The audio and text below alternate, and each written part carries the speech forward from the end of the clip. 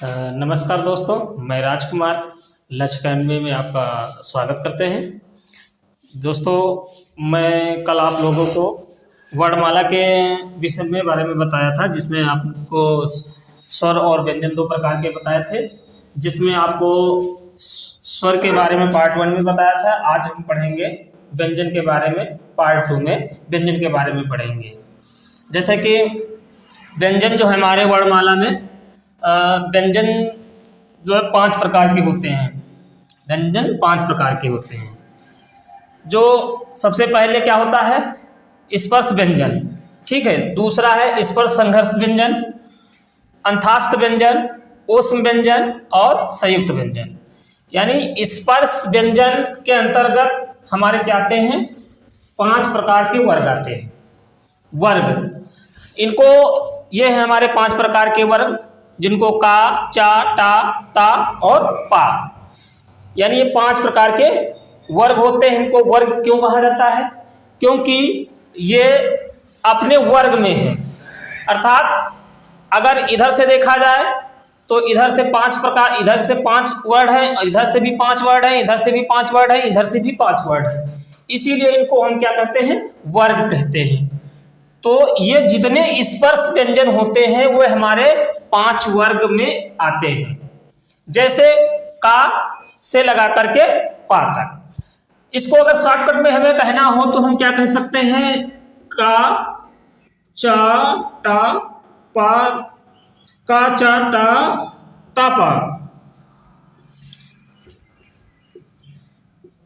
इतना याद कर लीजिए। स्पर्श व्यंजन के अंदर कचत ता प, कचट तप, कचट तप, कचट तप, यानी कचट तप हमारा क्या है, स्पर्श व्यंजन होता है।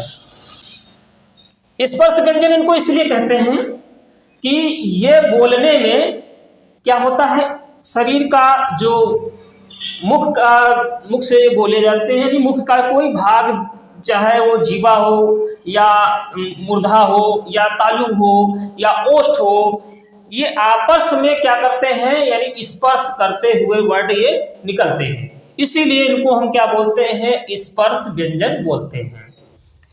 इसी में एक होता है स्पर्शी संघर्ष व्यंजन।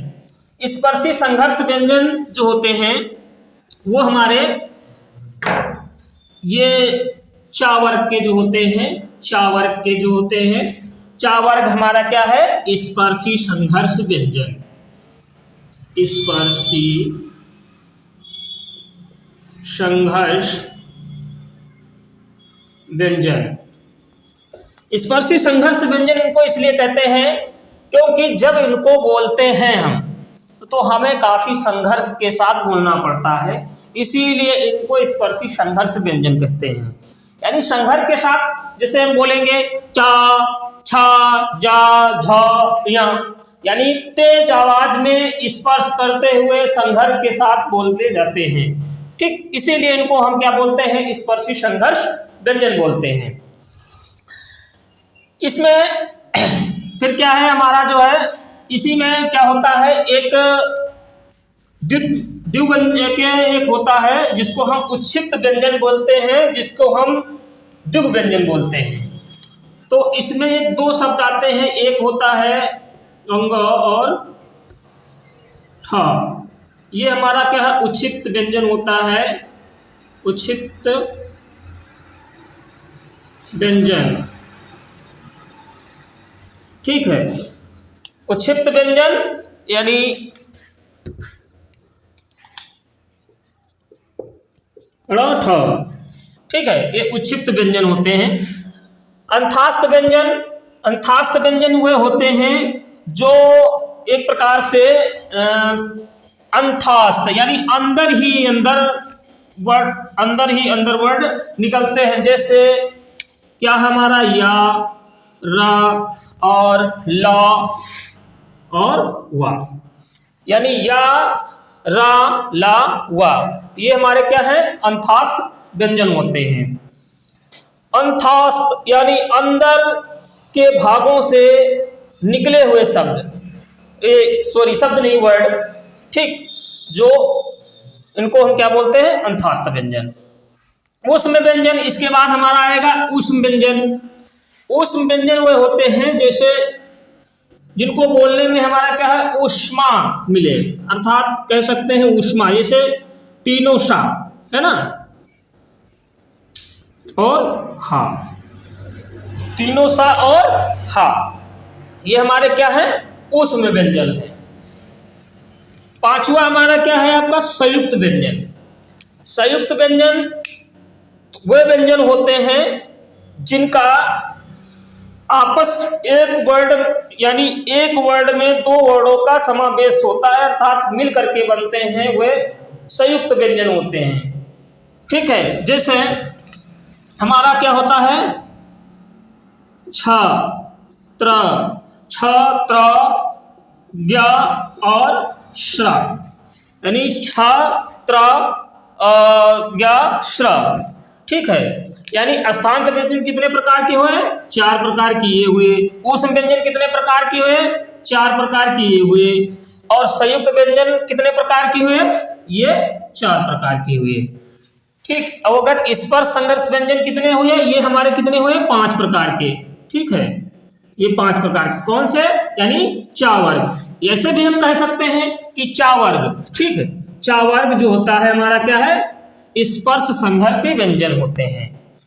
और हमारा स्पर्श व्यंजन क्या होता है, यानी इसको हम क्या कह सकते हैं, का वर्ग से पा वर्ग तक, है ना, पा वर्ग तक हमारा, का वर्ग से पा वर्ग तक हमारा क्या है, स्पर्श संघर्ष, स्पर्श व्यंजन, सॉरी स्पर्श व्यंजन, स्पर्श संघर्षी व्यंजन, यानी पांच प्रकार के होते हैं चा वर्ग के।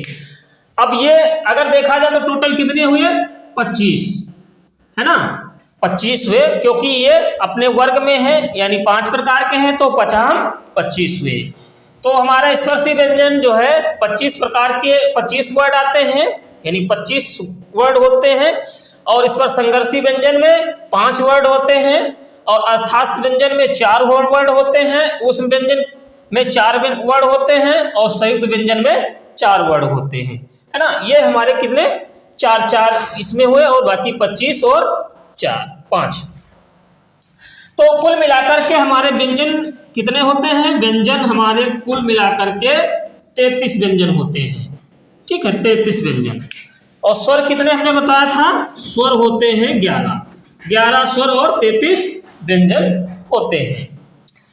आइए हम इनको, ये तो व्यंजन के प्रकार रहे।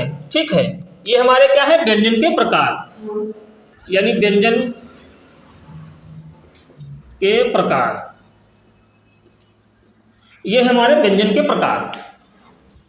तो व्यंजन के प्रकार 5 प्रकार के होते हैं। अब आइए हम इनको देखते हैं कि अच्छा इनको, हाँ एक बात ये जान लीजिए कि संयुक्त व्यंजन जैसे है छा, त्रा, ज्ञा और श्रा, ये हमारे संयुक्त व्यंजन क्यों हैं भाई। जो लोग नहीं जानते हैं वो लोग ये सोचेंगे कि ये तो छा, त्रा, ज्ञा, श्रा, ये मतलब एक ही वर्ड है, इनको संयुक्त क्यों कहा गया है। तो संयुक्त क्योंकि इसमें क्या है, जैसे छ में 2 वर्डों मिलकर के छा बना हुआ है, कौन सा, आधा का और प्लस सा मिलकर के हमारा क्या बना है, छ।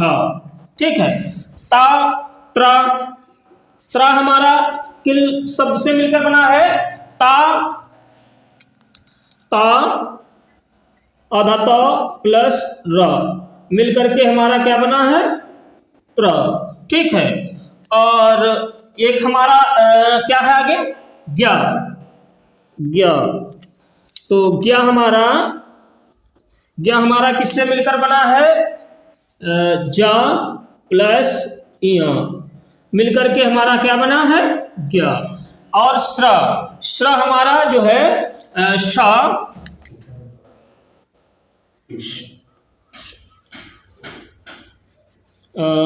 ये इधर आप देख लीजिए,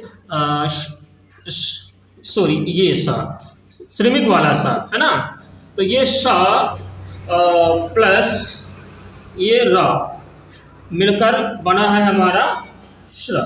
ठीक है, तो इसीलिए इनको क्या बोलते हैं, संयुक्त व्यंजन बोलते हैं, क्योंकि इनमें दो वर्ड मिलकर के बने हैं, है ना। जैसे इसमें हमने क्या, अगर देखिए कोई भी वर्ड होता है, जैसे कि अगर ये का लिखा है तो ये पूरा का माना जाएगा, ठीक है। अगर ऐसे लिखा है तो ये आधा का माना जाता है। कोई भी वर्ड अगर होता है तो उसमें दो वर्डों से, यानी अर्थात जैसे का और प्लस आ मिलकर के तब हमारा क्या बना है, का, यानी का प्लस छोटा आ मिलकर के का बना है, ठीक है। तो ये क्या है, इनमें तो दो पूरे पूरे आधे शब्द ये तो मतलब दो वर्डों से मिलकर ही बने हैं संयुक्त व्यंजन, इसलिए इनको क्या बोलते हैं, संयुक्त व्यंजन। आइए अब हम देखते हैं इन व्यंजनों का जो है कि हम अगर बोलते हैं तो कितने प्रकार से बोलते हैं, कैसे बोलते हैं। तो आइए सबसे पहले हम क्या बना लेते हैं, एक फिगर बना लेते हैं। फिगर के जरिए हम समझेंगे कि ये हमारा जो व्यंजन है तो कैसे बोले जाते हैं। एक हम फिगर बना लेंगे, मनुष्य का एक चित्र बना लेंगे। तो ये हम कह सकते हैं, ये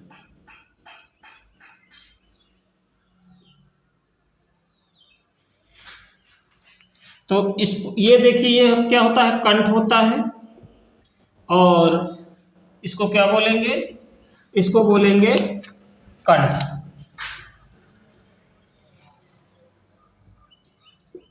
कंठ, और ये यहाँ पर हमारा क्या होता है, हाँ। तो हम क्या व्यंजन वर्णमाला के तहत इस तालिका को हम समझेंगे कि उच्चारण, इसमें सबसे पहले हम क्रम संख्या लिखेंगे, फिर उच्चारण स्थान और वर्ड और इनका नाम। जैसे कि हमने ये फिगर बनाया है, ये चित्र बनाया है, तो इसमें हम बताया गया है कि जैसे जो कंठ द्वारा, यानी कंठ यानी गले से जो हमें उच्चारण निकलता है वो कौन से वर्ग के होते हैं और कहाँ कहाँ से बोले जाते हैं। तो जैसे सबसे पहले कंठ क्या है, इसको हम क्रम दे देंगे 1 2 3 4 और 5। यानी कहने का मतलब ये है कि कंठ से जो बोले जाते हैं हमारे, तो हमारे कंठ से जो बोले जाते हैं वो हमारे क्या हैं, स्पर्श व्यंजन। स्पर्श व्यंजन के अंतर्गत हमने अभी आप लोगों को क्या बताया था कि 5 वर्ग आते हैं। तो 5 वर्ग यानी स्पर्श व्यंजन को हमने बताया था 5 वर्ग के अंतर आते हैं। जैसे कि वो हमने बताया था कि जो मुख का जो भाग होता है वो कई भागों से टकराते हुए, जैसे कि हमारा ये है कंठ से कुछ शब्द ऐसे कुछ वर्ड ऐसे होते हैं जो कंठ से मतलब निकलते हैं, कुछ तालु से निकलते हैं, कुछ मूर्धा से निकलते हैं, कुछ दंत से निकलते हैं, कुछ ओठ से निकलते हैं। इसीलिए क्या है 5 वर्ग इसमें आते हैं, ठीक है। वैसे तो कंठ के अंतर्गत हमारा क्या आता है, केवल का वर्ग, है ना, जो मतलब कंठ के से बोले जाते हैं अर्थात गले से जो बोले जाते हैं वो हमारा का वर्ग के आते हैं। और इसमें स्वर भी शामिल होते हैं जो हमारा क्या है, छोटा आ, बड़ा आ और आ, है ना। तो ये हमारा क्या है, इसमें स्वर और व्यंजन दोनों शामिल हो करके हमारे इसमें आवाज किसमें निकलते हैं, किसमें, कंठ के से, ठीक है। इनका नाम क्या है, कष्ट बोलते हैं इसको। हमने इस फिगर इसलिए इसको बनाया है कि ये हमने आपको स्पर्श व्यंजन के बारे में जो बताया था कि स्पर्श व्यंजन जो होते हैं हमारे शरीर के जो विभिन्न भागों से होते हैं, इसीलिए इसको समझने के लिए हमने इसको बनाया है कि कैसे मतलब स्पर्श होते हुए निकलते हैं, है ना। तो हमारा अब दूसरा क्या होता है, दूसरा हमारा है तालु। तालु, यानी अब हमारा क्या है, दूसरा है तालु। तालु में कौन सा वर्ग होगा, चा वर्ग के आते हैं। कौन से, चा वर्ग के, चा वर्ग। तालु से जो बोले जाते हैं वो हमारे क्या होते हैं, चा वर्ग के। चा वर्ग का मतलब, चा वर्ग का मतलब यानी चा छा जा झा, है ना, चा छा जा झा। तो जैसे बोलते हैं चौ छ जा झा, यानी जुबान क्या होती है हमारे, तालु से टकराती है ना, तालु से निकलते हैं, इसीलिए हमको क्या जो है तालु के अंतर्गत चा वर्ग आता है। और इसमें जो होते हैं हमारे स्वर, स्वर हमारे क्या, इसमें कुछ स्वर भी शामिल हैं। क्या होती है, जैसे छोटी ई बड़ी ई, है ना, छोटी ई बड़ी ई। और चा वर्ग के अलावा अदर जो व्यंजन होते हैं जैसे कि या और सा, ठीक है, या और सा, ये भी क्या होते हैं, तालु के द्वारा बोले जाते हैं, है ना। तो इसको हम क्या बोलते हैं, तालव्य। इसको क्या बोलते हैं हम, तालव्य बोलते हैं, ठीक है। तो हमारा अब ये तीसरा नंबर हमारा क्या है, तीसरा हमारा क्या, मूर्धा, ठीक है, मूर्धा। मूर्धा के अंतर्गत हमारा कौन सा वर्ग आएगा, यानी हमारा का हो गया, चा हो गया, चा के बाद कौन सा वर्ग आएगा, टा वर्ग, है ना। टा वर्ग हमारा क्या है, मूर्धा से, यानी मूर्धा से आवाज निकलती है ना। मूर्धा जो मुंह के अंदर भाग होता है मूर्धा का, कह सकते हैं कि जुबान और तालु के बीच में जो मूर्धा होता है, उससे जो है टा वर्ग, जैसे बोलते हैं टा ठा ढा ढा ड़ा, है ना, टा ठा ढा ढा ड़ा, यानी क्या होता है, ये मूर्धा से आवाज निकलती है ना। तो इसमें भी जो होते हैं कुछ इसमें स्वर भी शामिल है, जैसे हमारी क्या हो जाएगी, ऋढ़, है ना, ऋढ़। और इसमें कुछ व्यंजन भी होते हैं जो वर्ग के अदरवाइज, वर्ग के अलावा जो कुछ व्यंजन होते हैं, जैसे हमारा क्या होगा, ट ठ, है ना। और एक होता है आपका स, ठीक है। तो यानी वर्ग के अलावा टा वर्ग तो पूरा ही आएगा, टा वर्ग का मतलब हुआ टा ठा डा ढा। इसके अलावा जो है स्वर, स्वर हमारा क्या आता है, ऋढ़।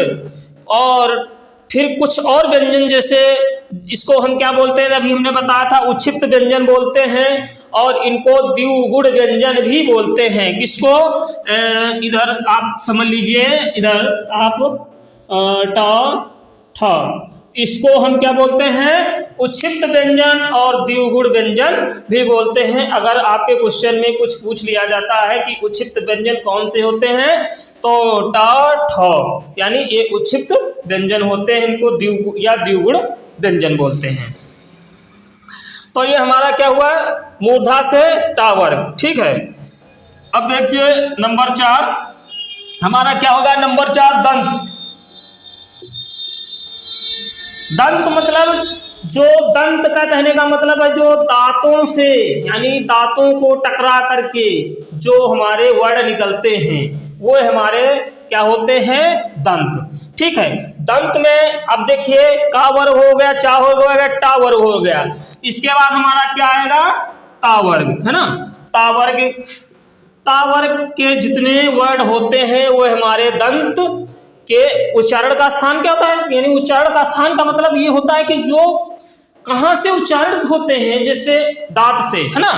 ता, ता है जैसे ता था द ध ना, यानी जब इनको हम बोलते हैं तो ता था द ना, यानी दांतों, दांत टकराते हैं, है ना, दांत को स्पर्श करते हुए निकलते हैं, इसीलिए इनको हम क्या, ता वर्ग। इसमें भी कुछ जो होते हैं, इसमें व्यंजन, हाँ इसमें स्वर तो नहीं शामिल होते हैं, लेकिन ये व्यंजन कुछ होते हैं, जैसे हमारा क्या है, सा, है ना, और क्या हो सकता है, ला, और क्या होता है, र।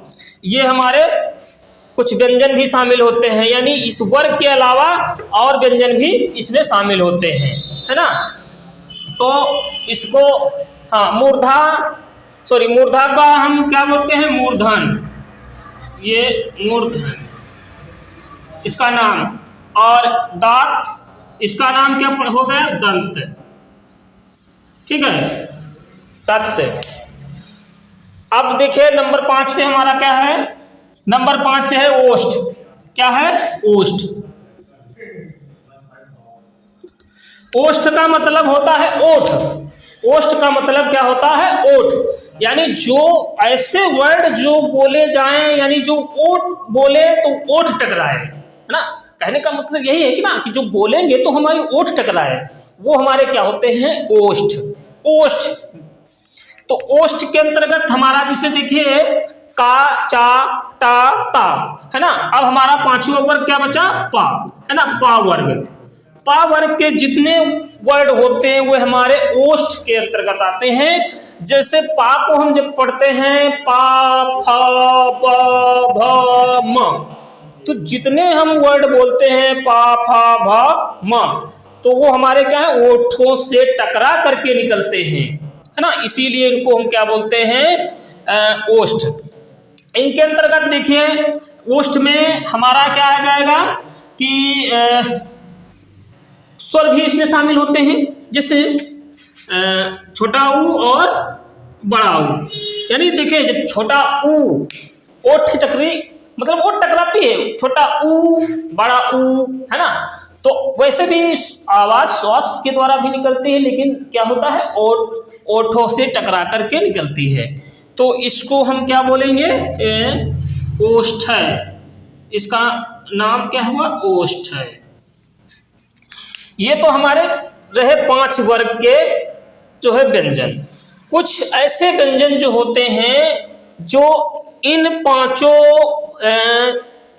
स्थान यानी उच्चारण स्थान के अदरवाइज जो आपस में मिश्रित होकर के बोले जाते हैं। जैसे कि होते हैं कुछ कंठ और तालु से बोले जाते हैं, कुछ दंत ओष्ठ से बोले जाते हैं, कुछ केवल नाक से बोले जाते हैं। तो जैसे आश तालु, जैसे कि कंठ प्लस तालु से जो बोले जाते हैं, यानी कुछ व्यंजन ऐसे भी होते हैं जिनको बोलने में जैसे कंठ से भी आवाज निकलती है और तालु से भी आवाज निकलती है। कुछ ऐसे व्यंजन होते हैं जो दांत से भी निकलती है आवाज और ओठ से भी निकलती है, यानी दोनों साथ में टकरा करके। तो वे कौन से व्यंजन हैं? इन वर्ग के बाद हम पढ़ेंगे 6ठे नंबर पे हमारा क्या होगा? हमारा 6ठे नंबर पे होगा कंठ प्लस तालु। कंठ प्लस तालु, यानी कंठ प्लस तालु से जो हमारे कौन से व्यंजन बोले जाते हैं या कौन से वर्ड व्यंजन बोले जाते हैं, वे हमारे कौन से हैं? वे हैं हमारे ए और आए, है ना। ए है सकता, ए है। ए क्यों है? ए क्यों है? क्योंकि ए में देखिए जब हम ए बोलेंगे तो ए में देखिए क्या होता है? छोटा आ, है ना, और छोटा आ प्लस छोटी ई, है ना। छोटा आ प्लस छोटी ई या बड़ा आ प्लस बड़ी ई, यानी कह सकते हैं कि इसको मिलाएंगे तब भी हमारा क्या बनेगा? ए बनेगा। और बड़ा आ बड़ी ई को मिलाएंगे तब भी हमारा ए बनेगा। तो जब छोटा आ बोलते हैं तो छोटा आ और छोटी ई बोलते हैं, तालु टकराता है और छोटा आ कंठ से निकलता है, इसीलिए हमारा ये क्या है? कंठ। इसीलिए इसको हम क्या बोलेंगे? कंठ तालव्य। कंठ तालव्य, इसीलिए इसको हम कंठ तालव्य बोलेंगे। तो कहने का मतलब यही चीज है कि कंठ तालव्य। अब देखिए हमारा 7 नंबर पे क्या है? 7 नंबर पे हमारा है कंठ ओष्ठ।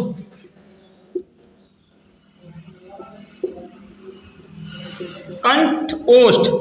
कंठ ओष्ठ का मतलब होता है कि जो कंठ से भी आवाज निकले और किससे? ओठ से भी निकले। ठीक है, कंठ ओष्ठ कहते हैं। तो इनके अंतर्गत कौन सा व्यंजन होगा? कंठ ओष्ठ के अंतर्गत हमारा ओ।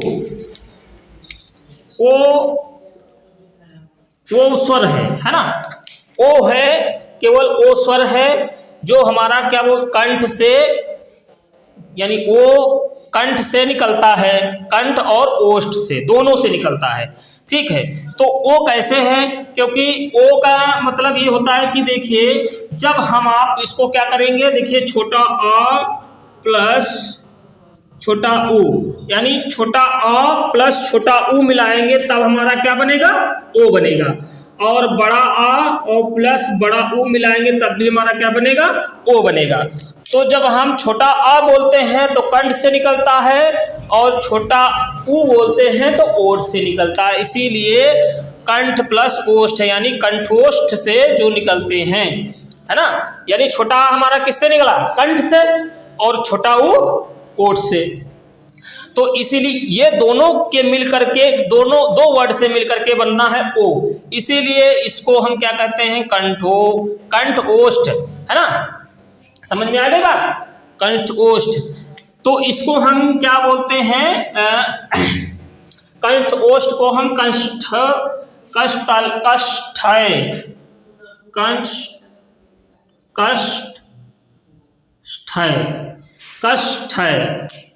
है ना। आप देखिए हमारा 8 नंबर पे क्या है, 8 नंबर पे हमारा दंत ओष्ठ है। दंत ओष्ठ का मतलब ये होता है जो दांत से आवाज भी निकले और ओठ से भी आवाज निकले, यानी उच्चारण करने में, है ना। ऐसे वर्ड जो दांत और ओठ दोनों से उच्चारण करके निकले वो हमारे दंत ओष्ठ होते हैं। इनके अंतर्गत हमारे क्या होता है, ओ, है ना, ओ ए वा, केवल क्या आता है, वा, यानी वा, ये क्या है, दंत ओष्ठ है। ये वा दांतों से भी निकलता है, ओठ से भी टकरा कर निकलता है, तो इसको हम क्या बोलते हैं,